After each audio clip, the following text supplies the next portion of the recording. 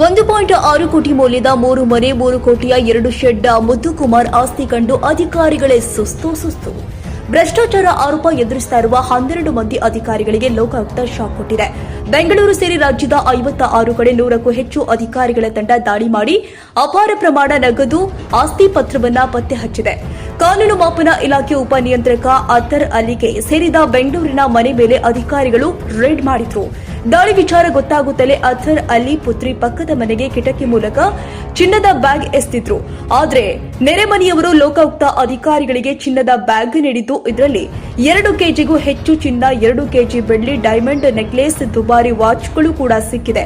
ಇನ್ನು ಮನೆಯಲ್ಲಿ 25 ಲಕ್ಷ ರೂಪಾಯಿ ನಗದು ಕೂಡ ಸಿಕ್ಕಿದೆ. ಶಿವಮೊಗ್ಗದಲ್ಲಿ ತೋಟಗಾರಿಕೆ ಇಲಾಖೆ ಉಪನಿರ್ದೇಶಕ ಪ್ರಕಾಶ್, ಚಿಕ್ಕಬಳ್ಳಾಪುರದಲ್ಲಿ ಹಿರಿಯ ಪಶು ವೈದ್ಯಾಧಿಕಾರಿ ಆರ್ ಸಿದ್ದಪ್ಪ, ಯಾದಗಿರಿಯ ಯೋಜನಾಧಿಕಾರಿ ಬಲವಂತ ರಾಠೋಡ್, ಮೈಸೂರಲ್ಲಿ ಲೇಬರ್ ಇನ್ಸ್ಪೆಕ್ಟರ್ ಚೇತನ್, ಕೆಐಎಡಿಬಿ ಅಪರ ನಿರ್ದೇಶಕ ಮುದ್ದುಕುಮಾರ್ ಅವರ ತುಮಕೂರು ಮನೆ ಸೇರಿ ಹಲವೆಡೆ ದಾಳಿ ಮಾಡಿ ಅಪಾರ ಪ್ರಮಾಣದ ಸಂಪತ್ತನ್ನ ಹೆಕ್ಕಿ ತೆಗೆದಿದೆ.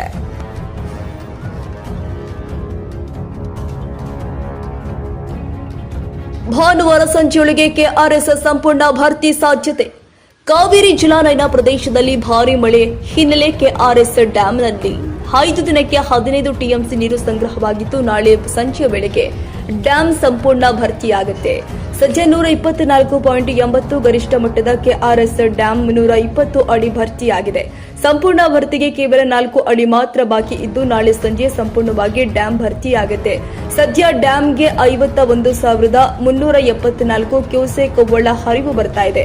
ಮುಂಜಾಗ್ರತಾ ಕ್ರಮವಾಗಿ ನದಿಗೆ 4,714 ಕ್ಯೂಸೆಕ್ ನೀರನ್ನ ಬಿಡುಗಡೆ ಮಾಡಲಾಗ್ತಾ ಇದೆ. ಈ ಹೊರಹರಿವಿನ ಪ್ರಮಾಣ ಯಾವ ಕ್ಷಣದಲ್ಲಾದರೂ ಕೂಡ ಹೆಚ್ಚಾಗಬಹುದು. ಹೀಗಾಗಿ ನದಿ ಪಾತ್ರದ ಜನರಿಗೆ ಮಂಡ್ಯ ಜಿಲ್ಲಾಡಳಿತ ಅಲರ್ಟ್ ಘೋಷಣೆ ಮಾಡಿದೆ. ಇನ್ನು ಕೆಆರ್ಎಸ್ ಡ್ಯಾಂ ಭರ್ತಿಯ ಅಂಚಿನಲ್ಲಿ ಇರುವಂತಹ ಹಿನ್ನೆಲೆ ರೈತರಲ್ಲಿ ಸಂತಸ ಮನೆ ಮಾಡಿದೆ.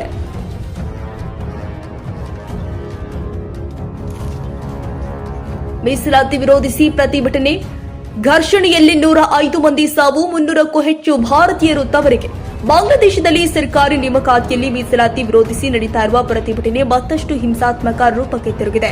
ಢಾಕಾ ಸೇರಿ ದೇಶದ ವಿವಿಧೆಡೆ ನಡೆದ ಗಲಭೆಯಲ್ಲಿ 105 ಮಂದಿ ಬಾಂಗ್ಲಾದೇಶಿಗರು ಕೊಲ್ಲಲ್ಪಟ್ಟಿದ್ದಾರೆ. ಇದರಿಂದ ಎಚ್ಚೆತ್ತಿರುವಂತಹ 300ಕ್ಕೂ ಹೆಚ್ಚು ಭಾರತೀಯ ವಿದ್ಯಾರ್ಥಿಗಳು ತವರಿಗೆ ಮರಳಿದ್ದಾರೆ ಎಂದು ಮೂಲಗಳು ಹೇಳಿವೆ. ಮಾಹಿತಿ ಪ್ರಕಾರ ಬಾಂಗ್ಲಾದೇಶದಲ್ಲಿ 15,000 ಮಂದಿ ಭಾರತೀಯರು ಇದ್ದಾರೆ ಅಂತ ಹೇಳಲಾಗಿದೆ. ಶುಕ್ರವಾರ 300ಕ್ಕೂ ಹೆಚ್ಚು ಮಂದಿ ತವರಿಗೆ ಮರಳಿದ್ದಾರೆ. ಬಂದವರಲ್ಲಿ ಬಹುತೇಕರು ಎಂಬಿಬಿಎಸ್ ವ್ಯಾಸಂಗಕ್ಕೆ ತೆರಳಿದ್ರು. ಅಲ್ಲದೆ ಉತ್ತರ ಪ್ರದೇಶ, ಹರಿಯಾಣ, ಮೇಘಾಲಯ ಮತ್ತು ಜಮ್ಮು ಮತ್ತು ಕಾಶ್ಮೀರ ಮೂಲದವರೇ ಹೆಚ್ಚಿನ ಸಂಖ್ಯೆಯಲ್ಲಿ ಇದ್ರು ಅಂತ ವರದಿಯಾಗಿದೆ. ಮೀಸಲಾತಿ ವಿರೋಧಿಸಿ ಹೋರಾಟ ನಡೆಸ್ತಾ ಇರುವವರು ಹಾಗೂ ಭದ್ರತಾ ಪಡೆಗಳ ನಡುವಿನ ಸಂಘರ್ಷದಲ್ಲಿ ಕನಿಷ್ಠ 105 ಮಂದಿ ಮೃತಪಟ್ಟಿದ್ದು, 2,500ಕ್ಕೂ ಹೆಚ್ಚು ಮಂದಿ ಗಾಯಗೊಂಡಿದ್ದಾರೆ ಎಂದು ಮಾಧ್ಯಮಗಳು ವರದಿ ಮಾಡಿದೆ. ಗುರುವಾರ ಹೋರಾಟ ತೀವ್ರಗೊಂಡ ನಂತರ ಗಲಭೆ ನಿಯಂತ್ರಿಸಲು ಬಾಂಗ್ಲಾದೇಶದ ಹಲವೆಡೆ ಮೊಬೈಲ್ ಇಂಟರ್ನೆಟ್ ಸೇವೆಯನ್ನು ಕಡಿತಗೊಳಿಸಲಾಗಿತ್ತು.